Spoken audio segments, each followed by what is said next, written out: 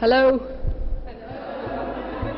Ladies and ladies and some gentlemen, good evening. It feels awfully strange to be here tonight.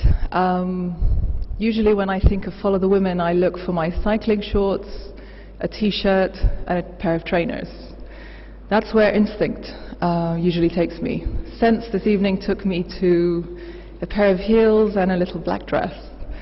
But either way, I'm really thrilled to be here with you tonight. I'm really looking forward to just meeting with some of you, talking with some of you, and just listening to your experiences over the past couple of days.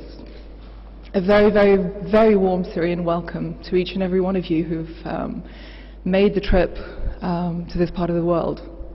223 remarkable women, 25 countries, 5 continents.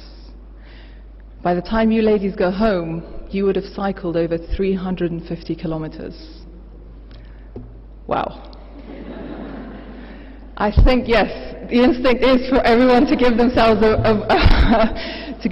an applause. So I will start by saying just well done.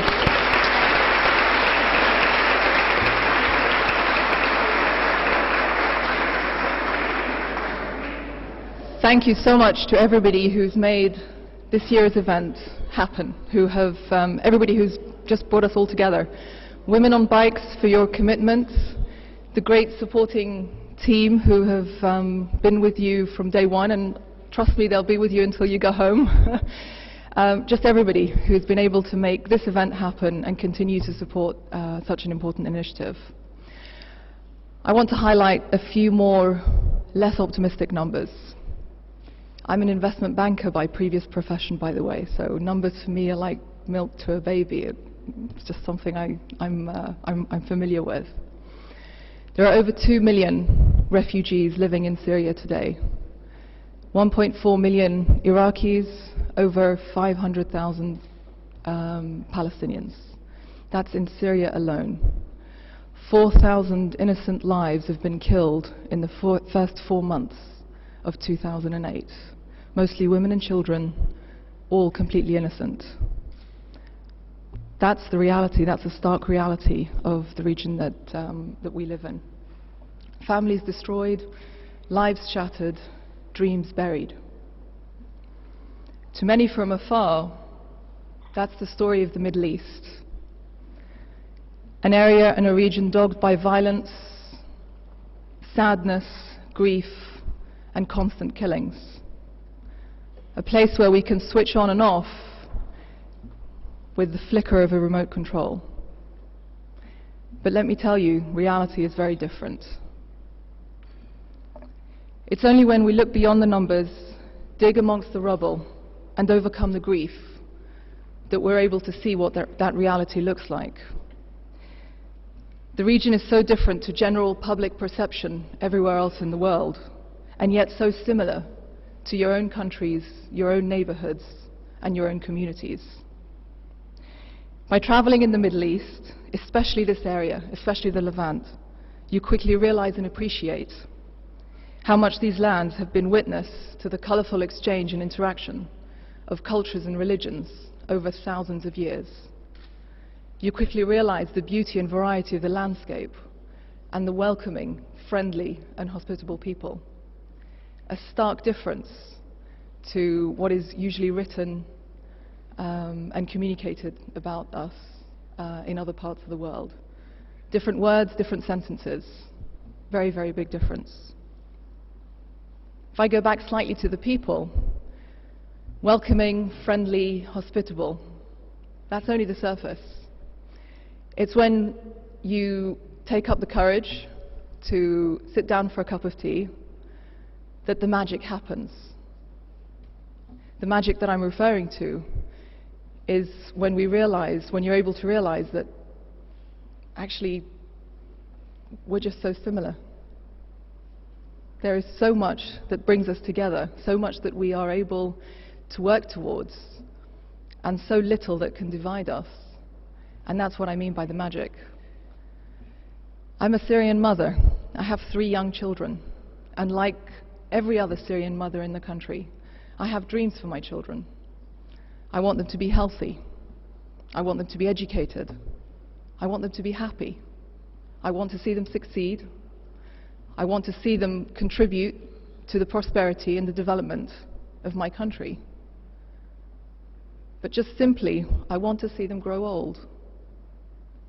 How different is that to any one of you, to any one of the women living anywhere else in the world?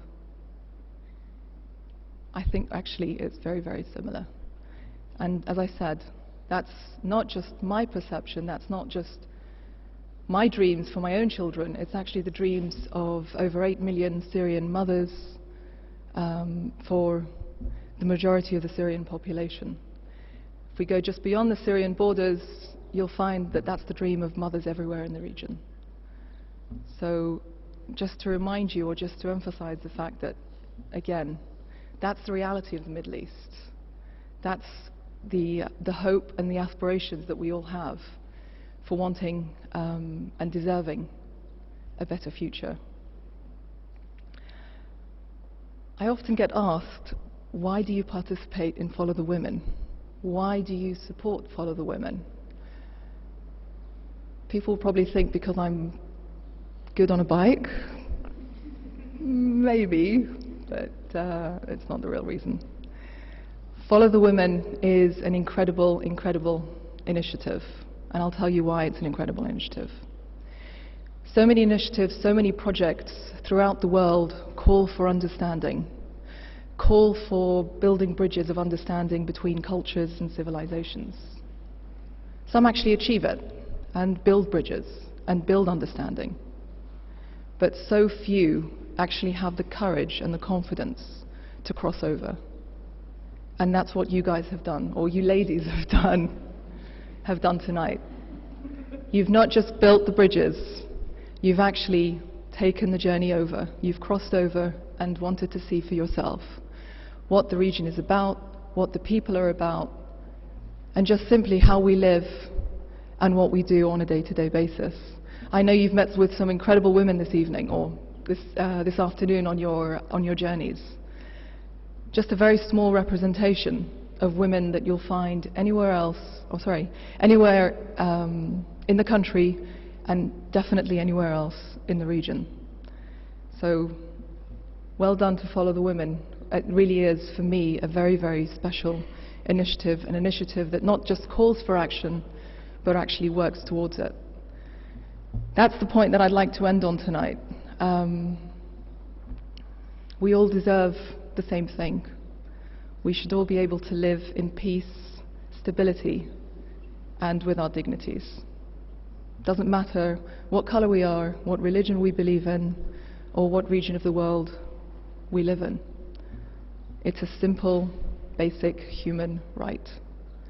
So when you go home, go back to your families, go back to your lives, your jobs, your communities, please carry that message forward, because that's the message that we carry and we would like to deliver from Syria.